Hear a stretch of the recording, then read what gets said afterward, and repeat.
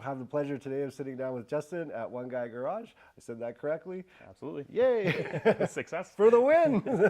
Step one done. Right? Yeah. No, thanks for joining me on Encourage today and talking to other local entrepreneurs. And the first question up, I'd ask, what got you into the field that you're in? Sure. Well, man, that's a pretty deep story. So I guess back in 2017, I started an e-commerce business while I was working at Princess Auto. So I had a side gig, as they say. Nice. But where that really came about, I was fixing my dad's old truck that he had gifted me when I was a 16-year-old kid, and I thought, okay, I'm finally going to finish it. And I went over to one of the local guys in town here and went to purchase some fuel hose. Yeah. And the price was just crazy, so I couldn't afford it. So I thought, man, there's got to be a better way. So I ended up reaching out to some manufacturers and getting samples and doing testing and all that kind of stuff. And I placed an order, brought it in, and without really doing a whole lot, sold out within a couple weeks. So I thought, okay, there's something here. Wow. And when you asked earlier about the struggles, I didn't have a lot of cash at the time, so I actually went to one of those, almost loan sharky type places and took out $30,000 at 37% interest, and ordered in a big order and started posting it. But the good news is I didn't have to hold on to that too long because the stuff just kept flying off moving and moving and growth and growth and growth. And so it was a risk, but it was a calculated risk. It was a calculated risk. Yeah, I knew if I had the product, I could move it and then get back to not having to rely on the loan sharks. So that's kind of where that started. But as that business grew, I kept getting asked for more and different things. Oh. And the thought process around that was, hey, guys fix really nice cars during the good times. During the bad times, they probably got to fix their existing cars. So we figured, okay, let's open an auto parts store. Cool. Whether it was smart or not, I know I did it in the middle of COVID, so September of 2020. That's when you officially opened? Yeah, September 2020 we opened the doors, and February of 2021 we had a grand opening to kind of launch. And when we were doing that, we built the inventory just by guys asking and what they needed, and pretty soon we're sitting on a ton of stuff that where we started, $50,000 worth of stuff, and now we got 600 grand worth of stuff in the building, so it's growing quite a bit. So. That's amazing. So you have essentially 7 people working with you. Yeah. How, because it's kind of a newer business in a sense, like how did you build your team out? What was that like? What were some of the struggles and the successes of team building? Yeah, so over the 2 years, we've definitely made some mistakes. Short-term thinking, I guess, is the way to put it, where we brought people on the team who maybe had an idea of what this business should be because of previous experience. Right. And where really we need to be aggressive to go out and introduce people to who we were. So we've done things like change the compensation structure. Okay. We have people on board now that have goals to really do well in the future. Right. And we want to do well with them. So the thought process now about hiring is really, okay, we want you to be a part of the team as a partner. Right. Which is really how we go to market for our customers as well. Oh. So a lot of our language is, let's make a partnership. Yep. Okay, let's make a partnership with the customer, but we also want to be a partner with you. And so how we compensate and how we hire and how we interview is a little bit different than maybe people are used to. We're also in a program right now called Growth Catalyst through the Mount Royal University. Okay. And we're sitting in one of those meetings and really kind of, one of those epiphany moments where I'm sitting there in the meeting and everybody's talking about their, the values they put on the wall and the mission statement and all that stuff. And it's, you can tell who's the employee and who's the entrepreneur because there's a lot of corporate crap. And my history is a lot of corporate stuff. Yeah. Right. But I didn't want to be that. So really it came down to what do we really want from the customer that we get? And it was, I want to sit down and have a beer with them. Yeah. So we put that in there. And everybody's like, you can't do this. I can do what I want. It's my business. I love that's that. really what I want. I want to be able to have a beer with a guy. And you know what? We're partners. We're not just a customer. We're selling you one thing. We want to sell you 100 things over 100 years.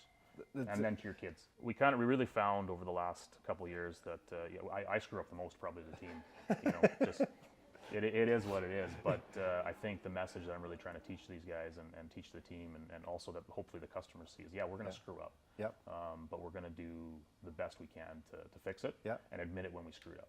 You see stories about Amazon reselling and this and that, and so as someone that's kind of gone down the gauntlet of e-com, like what did you find was the best way to attract customers? When I first started that business, I kind of did it in a way, a little bit guerrilla style. Yeah. So I would go on Facebook and join how to build truck groups, and I would just make a post in there. And every day I had a process where in the morning I'd post in 50 groups. Smart. Here's what we got. Check us out. And that really is what kind of kicked us off. And then obviously, we started getting the Facebook marketing, that kind of stuff. Yeah, yeah. Once we started getting some traffic, but yeah, that was where it began. Smart. And we're still active in a lot of those groups today. But instead of us having to be the one that says, "Hey, check us out," Right. by the time I see the post, there's 15 customers that have said, "These guys are the best. Check them out." Right. And like it's crazy. And then finally I get to the bottom, I'm like, "Yeah, I agree." But that's super smart because joining we were just talking about that even off Yeah. camera, but like being part of these Facebook groups, they're actually networking opportunities. Yeah, if you absolutely. treat them accordingly, you can get a lot out of them. Yeah. Well, I mean, perfect example is how many people don't know we exist still. So Right. there you go. But Yeah. but on the other front, like you're saying, Yeah. by you joining those other groups, you're actually engaged in the community of that car, Absolutely. The car groups, Yeah. and so you're able to engage in a way that it speaks to them. You're speaking directly to the people that ultimately can become your customers, and I love it. I think that's super smart. That's brilliant, actually. How long ago did you do that? 2017 is when we opened that business in September. Wow. So September 2017, and yeah, I just remember being so excited when that first sale, because I got the inventory. Yeah. That day, I'm like, okay, I put it as available, sent out an email, then I got 30 people on the email list at that time. Hey, we got our stuff finally. Yeah. And I remember sitting on the couch, and 9 p.m., me and my wife were watching TV, and then you got that Shopify Yeah. cha-ching Yeah. sound. I'm like, what the heck was that? I never heard it before. Right. So I'm like looking at my phone, I'm like, holy crap, I sold something. The excitement. Yeah, like, it was super exciting. And then I'm like, okay, well, what box do I put it in? I didn't even know what I was doing. How do I ship this? So I'm at Canada Post trying to get a label, and it's like, that's $40 to ship to the States. That's crazy. You're like, wait a minute, that's my profit. Yeah, so definitely that was something I had to figure out too, but we got her sorted out. And Yeah. I mean, now we ship tons of boxes. I mean, Wow. there's probably 60 sitting in the back right now to go south. So it's Black Friday week. So Right. Knowing what you know today, anything you would have honestly wish you could have told yourself at the beginning?